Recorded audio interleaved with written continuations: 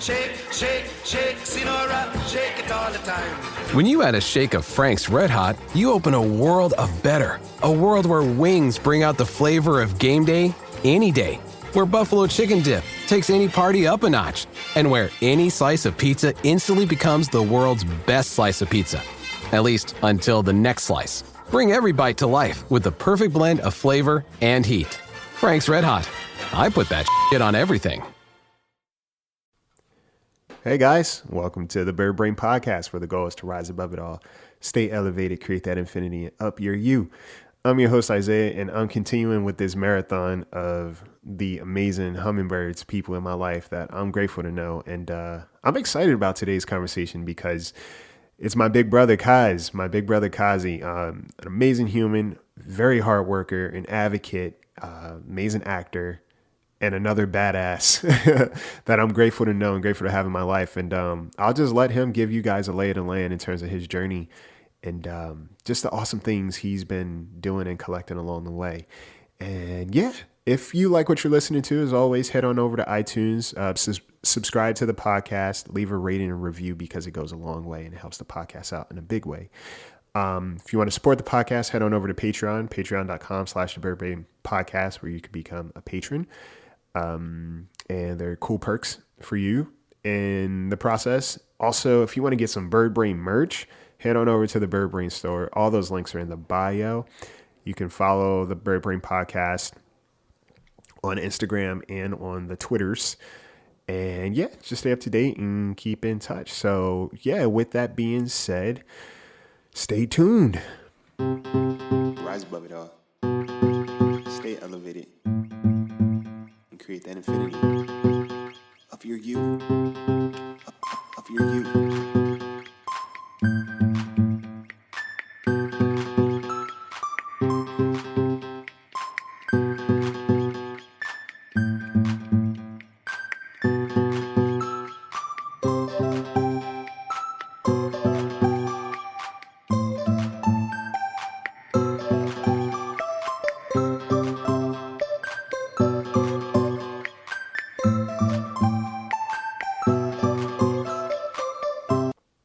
Guys, what's goody? Happy Thursday. I'm really trying to keep up with these days of the week, but yes, today is a pretty cool day. I get to sit down with my big brother Kazy. Kazy's an actor, he's a trained fighter, an advocate, amongst so many other things. This dude, he's one of the hardest working people I know, and also has one of the biggest hearts that I know. So yeah, he's a good dude. He's awesome. And I'm grateful to call him a friend and big brother, but also just a partner in crime in terms of somebody I get to make magic with throughout this process. So yeah, without further ado, Kazy, what's good, man? What's up, dude? How are you? I'm good. I'm just sitting here gazing out my window and watching this blizzard unfold. I can't relate. I'm looking out my window and all I see is sun and smog. You know how LA is, but well, they say the smog is the reason you have such beautiful sunsets in Los Angeles. Just look at that, finding balance. You know what I'm saying, dude? So yeah, let's tell the listeners a little bit about you. Before I brag about you, I want you to kind of like, you know, just give a little bit of background on who you are, and I'll fill in the gaps because I'm sure there's going to be a lot that you decide to not say. Well, I guess in a nutshell, I was a former entrepreneur in the restaurant business. I owned a 24-hour diner for about 4.5 years before I ventured into acting. My run in the restaurant industry came to an unfortunate end due to a dispute with my landlord. So I had to close the place down.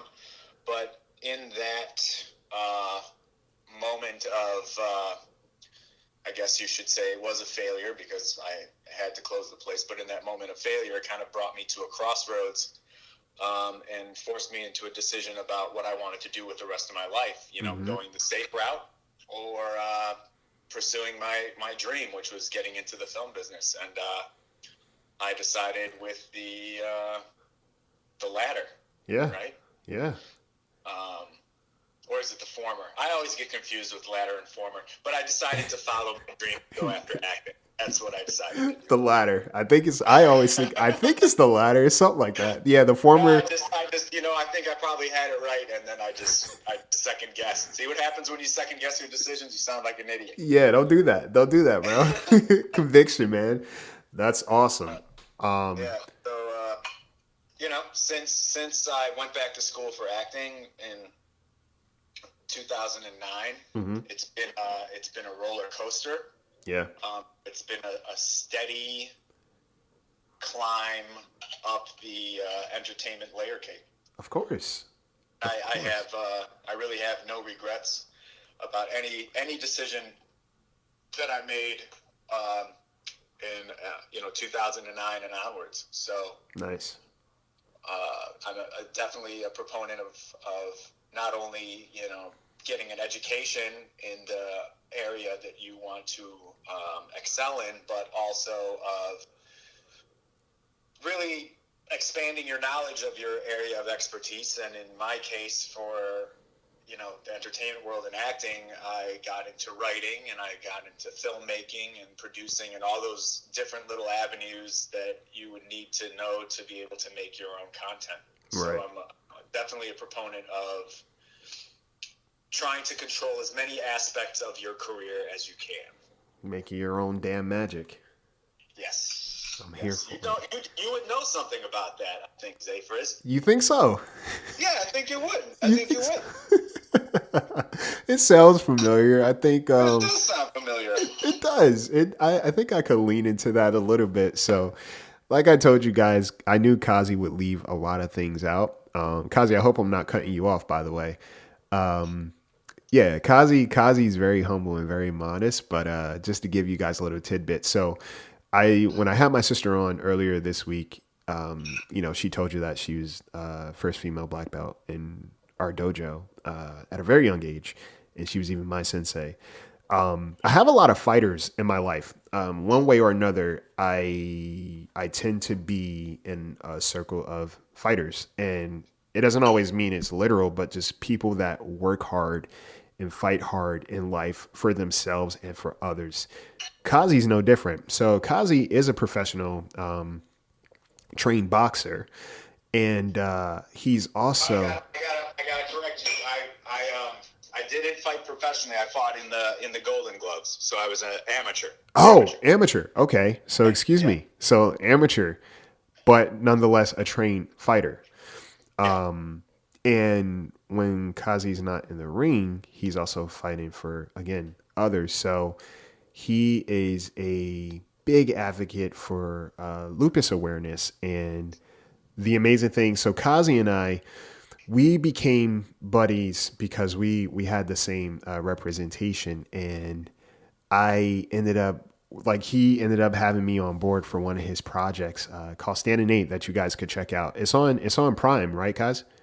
It's on Amazon, yep. It's on Amazon. Okay. To rent or to purchase. There you go. So Stand and 8 to rent or to purchase. And Stand and 8, I feel like, brings both of Kazy's worlds together because it's about a fighter that has lupus, and it goes through his journey. And the way Kazy did it is such an amazing way. And Kazy, you could go into this or not, but like Kazy made a way to paint a story and make his own magic in terms of bringing his world, his personal world, into a space that obviously like registered with so many other people around the world, around the globe, literally, but just also raised awareness, I think, which is pretty awesome and pretty commendable, and I think brave too, because a lot of times we go through this world and the image we portray and display to the masses can shadow like our experiences at home. And I think for Kazy, he has a very interesting story. So Kazy, you could go into that a little bit, or you could, it's up to you. But like, my step into like, raising awareness really began because my mother has lupus. And she's been fighting lupus since before I was born.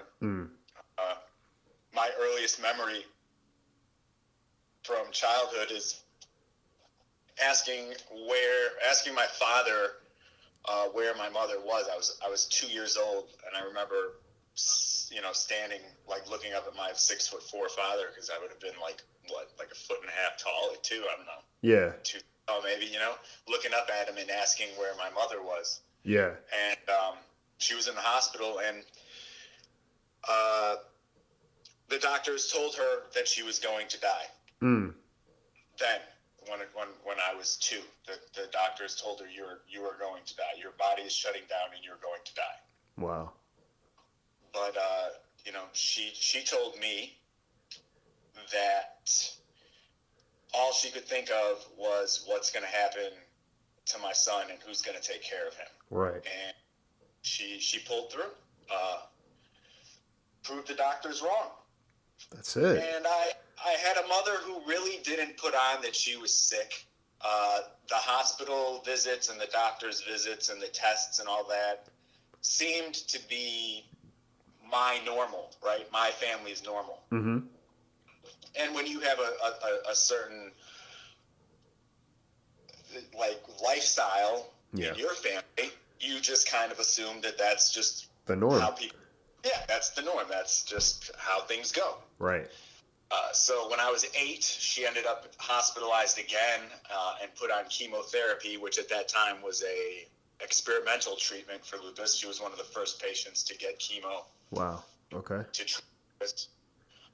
And actually, before I continue, I should just tell your listeners what lupus is in case they don't know. Yes, please. They probably have only heard Selena Gomez was diagnosed with it and that she had to get a kidney transplant because of it, but they probably don't actually know the effects. Mm-hmm. Lupus is a autoimmune disease wherein the body's immune system, so the system in your body that's designed to protect you from bacteria and viruses and outside invaders, actually turns on your own body and starts attacking healthy organs and tissues. Yeah. So it's an autoimmune disease. So it can basically affect any part of your body. It can go after your skin. There's different types of lupus. Some, like a seal, has those scars on his face. That's because he has lupus. Yeah. Discoid lupus, which attacks the skin. But then there's systemic lupus, which can attack, your organs, your heart, your kidneys, your brain.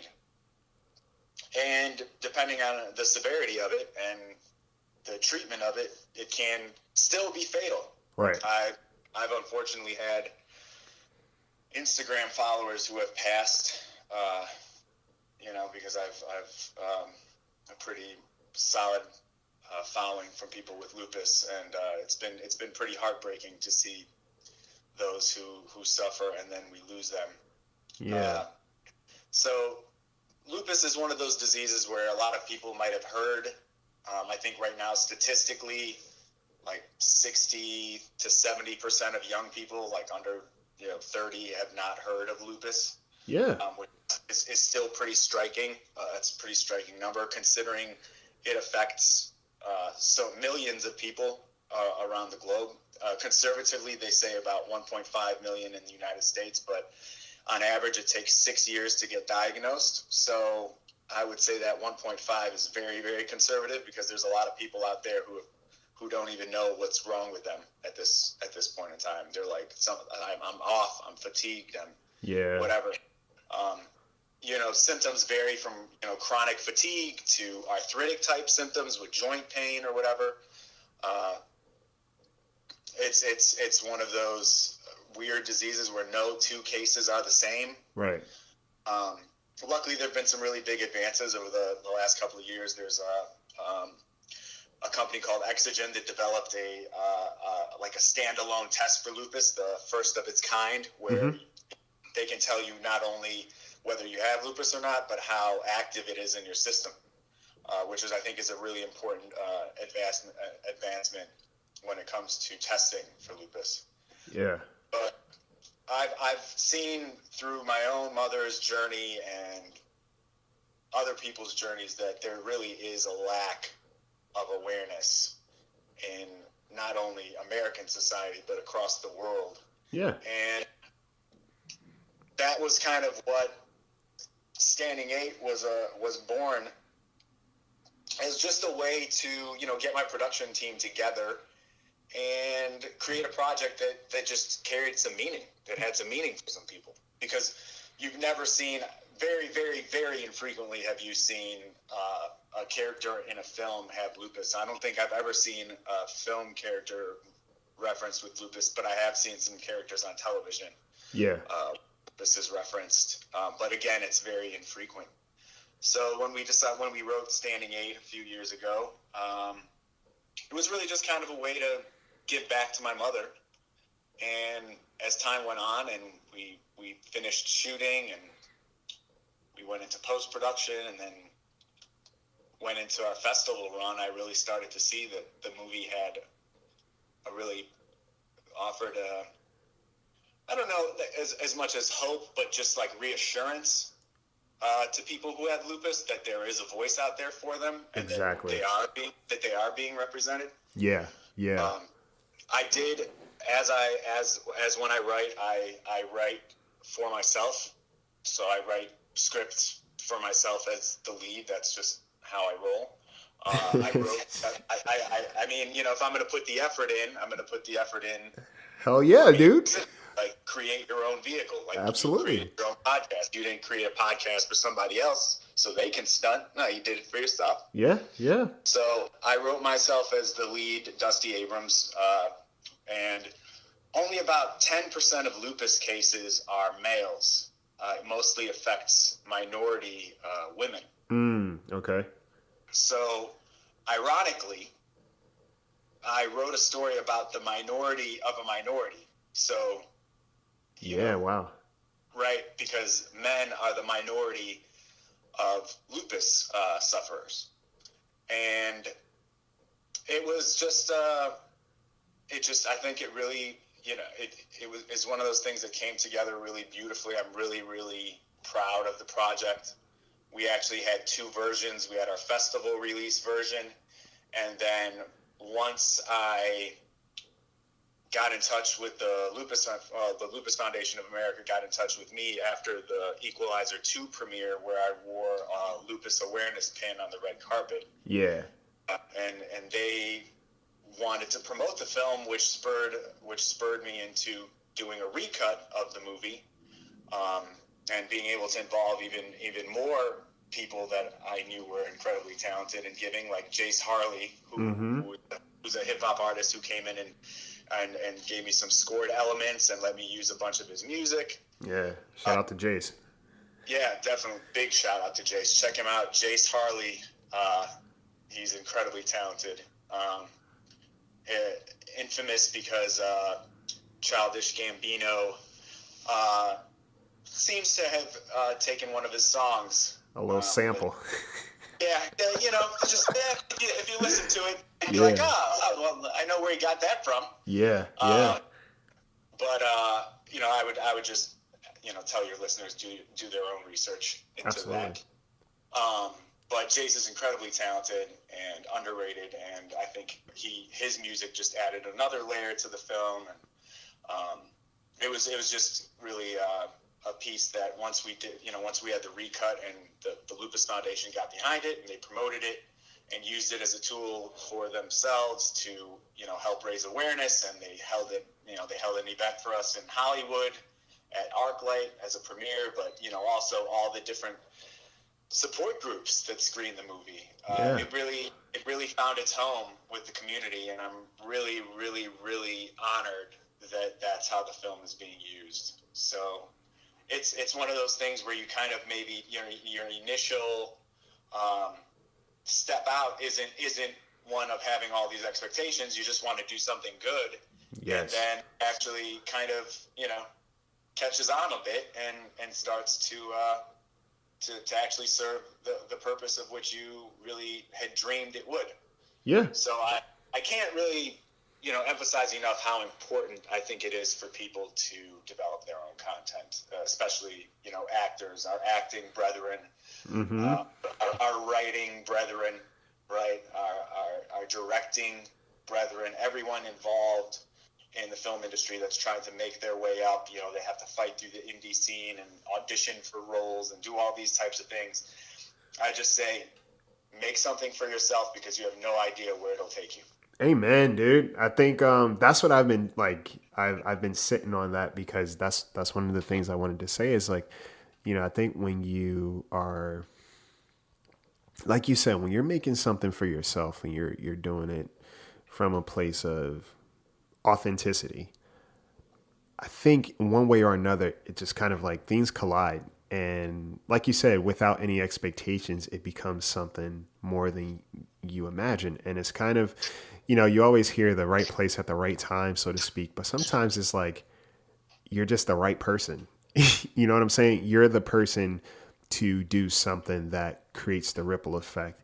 And all you're doing is just being you. All you're doing is using your story and your uniqueness to paint a picture, to express yourself as artists do. Funny thing too, because you mentioned 2 years old. You remember at 2. I was talking to my buddy Ian yesterday. He was on yesterday's episode, and he mentioned 2. Like his first memory was at the age of 2. I mentioned my first memory was at the age of 2. So I don't know what it is about being 2, but he was standing at the top of the stairs talking to his dad. And when you said that, I was like, that's kind of crazy. But yeah, I think there's just a lot to say about someone who you made the choice to share your experiences and your struggles, and in that, like you said, it's sometimes people just want to know that they exist and know that they're seen. And that in enough can create a whole different narrative for people in their lives. And I think as actors, and Kazy, sometimes you watch TV, and you don't really see a representation of who you are. And I don't care like in what capacity, but you don't always see, me speaking for myself too, is like, you don't always see someone who fits the mold of who you are. And you don't really have a, what's the word I'm looking for? You don't really have a reference point. So therefore you don't have a clear identity always, because it's like, well, I have nothing to necessarily go off of, besides the mirror. So it is cool to just always see something that you can align with or relate to, because it lets you know that, oh, okay, this exists in the world. And like you said, with lupus, I didn't know much about lupus. The only time I heard lupus was like, I think I was watching America's Next Top Model, don't judge me, like years ago with my mom. And there was this one contestant on there. She had lupus. I think her name was Mercedes or something like that. But she had lupus. I had no idea what lupus was, never heard of it before. I just knew that she had it. And she kind of explained it, but it didn't register to me. I was like, I don't really know what lupus is. And it's like, fast forward to now, I've learned more about lupus throughout this process with you guys than I've known about it at all. And, like you said, as many people as it affects, you think there would be more awareness to it. But you deciding, hey, I'm going to create a story and, create this for myself. But in creating something for yourself, you kind of created a space for other people. And I think that's something, again, that's just dope, awesome, commendable, and sincere and heartfelt. And having a heart of gold. You also, so Kazy was also in The Equalizer and John Wick. And, he gets to play the bad guy a lot of times, but in the personal life, he's one of those people that just looks out. And, he's been a pioneer for me too, in terms of like just doing your own thing. That's how things happen, is when you do you. And, I always have him in my head in one way or another, even if it's not on a phone call. I get to talk to him and just bounce things off and he's an advocate for me, and just somebody that like pushes me in one way or another. Like I said, I have fighters all around me, and it's like I realize I say I have fighters all around me, and it's like I'm a fighter, but it's like my reference point are the fighters in my life, one way or another. All fighters, and not just fighting for themselves, but fighting for other people. And Kazy does that well. And it's cool, Kaz is I tell you I'm proud of you a lot, and you're like, ah, shucks, whatever the case may be. But like I hope you do realize like how inspiring you are, and how much your work matters, not just in, one medium, but I think just how you show up as an individual by choice, by choice. It's who you are, it's your character, but still you making a choice to open that space for other people. I hope you realize it's like a big deal. You see what I'm saying? I mean, I just try to do what makes sense. You're not trying, you're doing, bro. Yeah, I mean, I don't ever, I just, as an entertainer, Mm-hmm. I have the opportunity to be listened to maybe slightly more than the average person, Right. To be paid attention to a little bit more than the average person. And if I can use that additional weight that my name carries to leave a positive, lasting impression on the world, then that's what I'll do. But There you go. Any type of label of this kind of person, like it's, to me, that doesn't matter. What matters is, how you, words are nice and all, but Yeah. What are your actions? What are your actions? Your actions define you. Absolutely. And hopefully in this short while that we are strolling around this earth, that we're able to kind of cut our way through all the noise and find the slot where we can do some good. Yep. And apply our talents to do so. There you go. Simple math, man. Simple math. With that being said, like I know the world has been like kind of crazy for a lot of people, and then everybody's had their own, experiences throughout this year. And granted, this podcast is always about like mental health and like finding ways to be better and just treat yourself better. How have you been taking care of your mental health this year? I'm a Christian, Mm-hmm. and I've maintained a strong relationship with God throughout Absolutely. all this. Yep. And put my faith in Him. Mm-hmm. And kind of, some things are very unsettling, and again, it's about quieting the noise and trying to communicate directly with the highest power in the universe and follow His guidance. And I know that, some people aren't spiritual or whatever. You're right. And, to each their own. Right. I know that in my life, I've seen a lot of positive aspects, and I've actually witnessed and experienced prayers answered. And things that just can't be explained by science. So God bless you if you don't believe in anything, but I do. Right. And I've seen the effects in my life and other people around me, and that's the clear message to me. So throughout this, really, 2020 turned out to be an insane year. I've continued to work out as much as I can. Clearly can't go to the gym, but Yeah. I've done a few rewrites of some screenplays. I've tried to maintain productivity Mm-hmm. as much as I can, staying healthy, eating healthy. I did digress a little bit with a little bit of a junk food there. Baron pizza. I mean, it happens. These things happen. But I've tried to be consistent, and I actually managed to lose weight during COVID.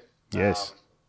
Which I think a lot of people put on a few. But again, it's just what your priorities are. And our industry, really just shut down for a solid 6-7 months. Yeah, man. And it was stressful, and battling through the unemployment line and trying to figure out, where our support was going to be coming from and whatnot. thankfully I was able to navigate all those, and I feel very blessed that I was able to do so. And I've just taken everything in stride as much as I can, and tried not to stress. Yeah. And I think it really just, it has to do with your mind state. I think we're in a place where if you expect negative, you get negative. If you expect positive, you get positive. It's like you find the things that you're looking for. Absolutely. So, what are you looking for in your life? Are you looking for positive outcomes in your life, or are you looking for negative outcomes? And I've really committed to myself to look for positive outcomes. And it doesn't mean that negative things don't happen. Negative things absolutely do happen. Right. Horrible things happen. But it's things that are out of your control, and what you do control is your reactions. And Amen. I've tried to stay as even keel as I can, kept my faith in God, and kept myself as busy as possible. And thankfully, I was able to work on a couple of projects. I didn't think that I'd be able to get into anything this year at all. I kind of wrote the industry off, but ended up getting cast in a couple of projects, and I had a great time. And I'm really, really fortunate to have been able to work during a pandemic. But I think the film industry is really showing its strength by creating systems in which they can continue to create their own, create content. Yep. By COVID testing and keeping people safe and social distancing, and still being able to get movies done. So my hat goes off to, those in Hollywood that are making this happen and helping the industry move forward safely. There you go. And you're a part of the puzzle. How does that feel? I mean, look, man, I'm an actor. They just call you and say, "Hey, we want you to play this part," and you're like, "All right, cool, I'll go do it." There's not much say that you can have as far as like showing up on set and be like, "Hey guys, I think we need to do a little more social distancing here." They're like, "Yo, who's the guy in the half trailer talking right now?" Right. Somebody send a PA over there and tell him to be quiet. Like, was this script sanitized? I don't do unsanitized scripts. That's just not how I roll, bro. Dude. To be honest, both productions that I worked on were very safe. I was a little concerned at first, but then once I got in there and I realized how, everyone was being tested so regularly, and I just really felt blessed to be able to be involved in anything shooting now. So, are those? Again, huh? Go ahead. I was gonna say, are you allowed to say what those projects are and when people can look forward to them, or what's the deal? I think I can't talk about the first one, but the second one is the TV Equalizer for CBS. Come on now. Yeah. I look for me in the pilot. Let's go. Let's go. It's a really fun handoff, being that I was, one of the main bad guys in Equalizer 2, and then you'll see me playing a different character. But I think it was a really great experience working with that crew at CBS. I honestly had a really, really good time working on the project, and not just because it was like a pandemic. It's just the people that you work with, right? Yes. And the stunt team was fantastic. Queen Latifah. Yep. Shout out Jersey. Amazing. Yeah. Amazing human, amazing talent. I'm excited to see how things turn out. But nice. I had a really, really good time working on that. And it's premiering on Super Bowl night after the Super Bowl, February 7th, I think. 7th is the Super Bowl, somewhere in there. But it was a good time. Good time. Nice. And I look at like these mainstream projects that I've had, and I've been able to work with really high caliber talent that when I was 15 years ago, if someone would be like, "Hey, you're gonna be working with so and so one day," and they're like, "Hey, Denzel's gonna cut you into pieces in a movie." And you're like, "Yeah, right." Sure, Jan. Yeah. Like, yeah, right. Okay, yeah, sure. You're in college. Like, well, really? That's going to happen? Or they're going to be like, you're going to be, verbally sparring with Queen Latifah, or you're going to, you're gonna sit there and watch Eddie Murphy sing the Dolomite song. And, Yes, you're in Dolomite. I forgot. Yeah, you're also in Dolomite. Dolomite is my name. Yeah, or you're gonna get shot in the neck by Keanu Reeves. Reeves. Jeez. It's been a wild ride, and I'm really, really grateful to be a working actor and to be able to consider acting as my actual career. You know, it's not a hobby. It's not something that I never considered it one. Yeah. For me, when I went back to school for acting, it was a commitment. You know, I know a lot of people, it's kind of like a social experiment. It would be fun. It would be this. But for me, it was like either I'm going to be an actor or I'm not. I was like, those are my two options. Simple math. It's that idea of when you go to war, you burn your own boats behind you, because if you're going to go home, you're going to go home in the other guy's boats. Damn. I like that, bro. I'm going to start using that. Like, look, I'm going home in your boat, so I burnt my boat. Is that okay? Yeah. There's something to be said when, and this applies to everything. This doesn't just apply to my industry or anything, but like when you make a firm commitment where it's like there is no plan B. Yeah. There is no plan B. This isn't, to me, whatever that takes, there's nothing worthwhile is easy. So you just have to commit to it. Come on now. Absolutely. And I think especially, and the thing is that, right, everybody has like a different life journey. Like your life journey is different than mine. Then our homeboy Freddie has a different life journey. We all go through, we're all in the same industry, but we're all doing, we all have different hurdles that we have to overcome, and we all have different journeys that we take. Right. But the thing about it is that, like, the thing that is meaningful to you, right? It's almost like a test. It's almost like God puts you to the test. Like, how much do you want it? Yes, right? Exactly. The day that I found out I was going to be cast in Equalizer 2, I felt I was literally going to have a mental breakdown. My best friend's father had just died the week previously, like 1 week prior. Right. I was stuck at my day job because I couldn't take off any days to stay in Chicago longer. Like I went back to Chicago the weekend before. Mm-hmm. And I was I was working at the day job, waiting tables, and I just remember thinking, like, what am I doing wrong? Like, I don't understand this. Like, yeah, I was at that day job for 8 years. I put in 8 years waiting tables at Cipriani, and I'm eternally grateful that I had that job, and it sustained me, and it was that base income that I had to be able to invest back in myself. And I had wonderful bosses who would give me off when I booked acting gigs, and they wouldn't give me any crap about it. But at that point in time, that day in September of 2017, I remember around 1:30 p.m. on Thursday, I looked up at the ceiling in my job, and my prayer was literally, God, please get me the F out of this job. Like, I was like, he's like, say less. Yeah. And 2 hours later is when when Nicole, my manager, called me, and she said, I have good news. And in my head, I'm thinking, right, because when sometimes you lay down an audition, right? It was a self-tape. Yeah. And ironically, our whole industry now has turned to completely gone self-tape, but all the major roles that I've booked in like the last 2 years have been via self-tape. Yeah. Very few things from actually going into the room. They're all self-tape. So anyway, I laid down that self-tape for Equalizer, and there's actually my second self-tape, but it was I auditioned for a different role initially.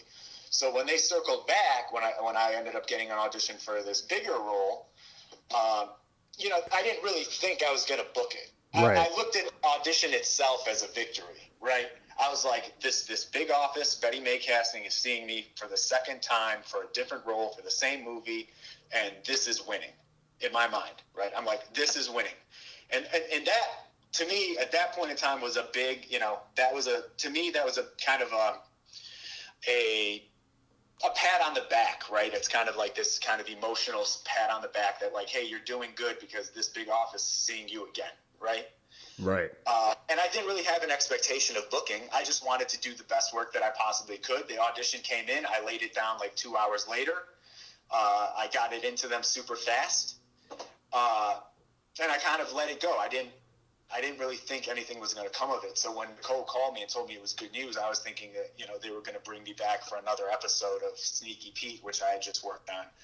And she was like, no, you're going to be working with Denzel Washington. And I collapsed. Prayer answered, Yes. He's like, oh, that was quick. Yeah. But, it wasn't. And this is one thing that I've told people before, that sometimes you've laid the foundation for your success years ago. Over time. Absolutely. Yeah. Yeah. You just don't know it yet. Absolutely.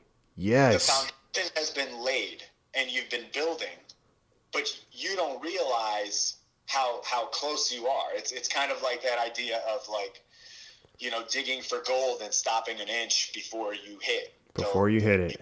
You hit the vein, and that's the thing is like a lot of times your foundation for success is laid when you're in the very early stages of what you are doing. Mm-hmm. And your lessons are learned then, and you continue to build. So for me, it was just like, why was I able to book that role? Well, because I had auditioned. I probably auditioned with confidence. I made a very, very odd, I made a character decision, and I was able to do it quickly because I had to get it off quickly. Yeah.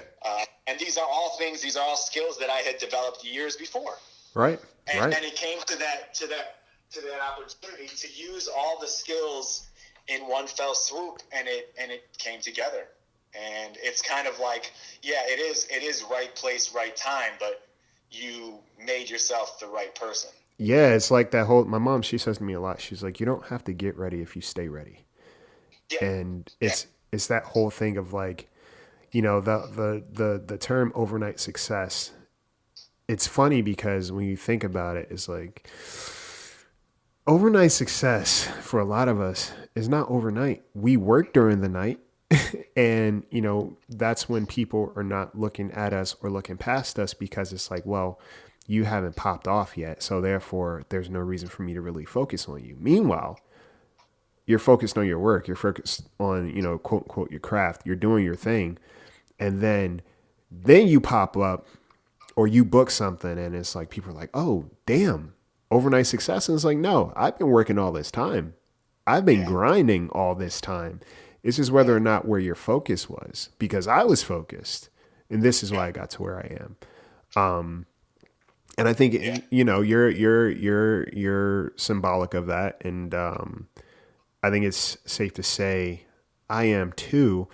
And it's like I think you're always a reflection of the company you keep. You know what I'm saying? You're always a reflection of the company you keep, and I'm always grateful to be in a company of hard workers. And it's like, you don't throw in a towel immediately. You're constantly working and grinding, and you're just always working to be better as an individual more than anything else. You're looking to improve yourself before you are seeking the approval of other people. So it's like improving. Well, there is no throwing in the towel. It's either you're going to carry me out or that's going to be it. And I think the key, what you just said, is that's really the key, right? It's like it's not about living your life with approval of others is a surefire way to be miserable. Go off. Absolutely. That's why you hear about these stories of celebrities that you think are uber successful, but literally they're miserable. Yeah. Because the success, the money, the notoriety, the fame, the magazine covers. Yeah. It doesn't really mean anything because it's other people's. It's other people's, yes. Other people's perception of you. Yep. Right? You're the one who has to contend with you, and you're the one who has to be content with what you see in the mirror. Absolutely. Self-love, man. You don't, just because you also hear about people that don't have any type of balance in their lives. Like their work-life balance is like, atrocious, where they're like, you work. But usually people that are addicted to working or whatever, it usually allows them to distract themselves from other areas that need work. Yeah. Yeah. And it becomes an excuse to do so. Yeah. And, I don't think there's anything wrong with hard work, but you need balance. You need to be spiritually connected. You need to be emotionally balanced. You need to be physically well off. Right. You can't just neglect aspects of your life and in pursuit of your goal. I think I've always felt that like there can be a balance. Right? Yeah. You can pursue your goal very, very actively, but you can still take care of you, and you can still be a good human, and you can still treat people with respect, and you can still climb the ladder in a way that you can be proud and that you can look at yourself in the mirror. Yeah. And there are a lot of people who have climbed the ladder and they've done so in unscrupulous ways. And you know what? Bless their hearts, but that's just not my jam. That's not how I function. It's not your vibe. and truth is, if making it to the quote unquote top of the layer cake involves having to basically do something that you aren't happy with, or something that doesn't sit right with you, or something that is morally and ethically wrong, and you decide to pull the trigger on that, then you have to face that. Absolutely. For me, that's not. I know why I'm here. I know what I'm doing, and it's kind of like that quote from Muhammad Ali. What does he say? I'm free to be what I want, and that goes every which way. But for me in my career, and I hope for those around me that are in my circle, they take pride in the fact that they're doing it in a way that it should be done, right? With their talent and their hard work and integrity. And done with integrity, 100%. Amen, dude. Well, man, guys, see, this is what I'm talking about. And again, Kaz, thank you for sharing this space with me today, and obviously sharing your stories, sharing your grind, sharing your growth with me and all the listeners, because I think it's dope. And I reiterate this again, it's important to, one, be in a space of seeing yourself in a way that you value before the rest of the world, but also two, it goes a long way to be around people that you value and that value you. It's success is a weird journey, and sometimes it can feel lonely, but I can promise you, if you are around successful people, you guys always seem to find each other. And the more you work on yourself to be better, that's already success in itself. And you have to trust that. And who you work to be and how you work on yourself works in the world in a very mysterious way. And, those things come about usually when you're not looking, when you're just doing your thing. So if there's anything you take from this, today's podcast episode is like, Kazy's living proof, and still has his heart and head intact. So don't give up. Keep grinding, keep fighting. And the heart maybe, but the head, I don't know. That's a question. A little screwy. A little screwy. Well, it's kind of hanging on by a thread, but nonetheless, it's still there. So, yeah, Kazy, thank you for coming on today. And like I said, for being my big brother and a driving force for me, but also, being a impact and a ripple effect for a lot of people in the world, just by being you, my guy. And tell Mama Kazy I love her, and I hope she's doing well. All right, thank you, man. Thanks for having me on the show, brother. Absolutely. Guys, check out the Equalizer TV show. That's the only reason why I'm going to watch the Super Bowl now, is to check out the Equalizer. So you can check out the Equalizer 2. You could also check out John Wick and the Equalizer TV show. Kazy is in the mix, and Dolomite, Standing 8. Yes. Yes, check out Standing 8 on Amazon. And yeah, just get familiar with this guy, because he's going to be making himself comfortable on your TV screens, and that's just what it is. All right, guys. So, yeah, take care of yourselves, take care of each other, and take flight.